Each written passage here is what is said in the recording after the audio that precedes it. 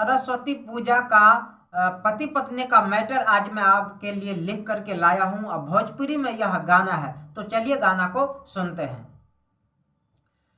कोई के चालाकी छोड़े इज्जत न बाकी बोरे बक बनावेली हर पल। हमें हरी से लड़ी कैसे सरस्वती माई तनी हमरो दी बुद्धि अकल।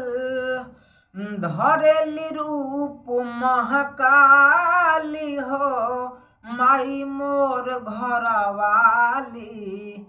धरेली रूप महाकाली हो माई मोर घरवाली। अबिल्ली नियन बघुआली हो माई मोर घरवाली। बिल्ली नियन बघुआली हो माई मोर घरवाली। तो यह गाना अगर आप गाना चाहते हैं तो 500 रुपया इस गाना का फीस है, नीचे व्हाट्सएप नंबर है। फीस भर के यह गाना अपने लिए लिखवा सकते हैं।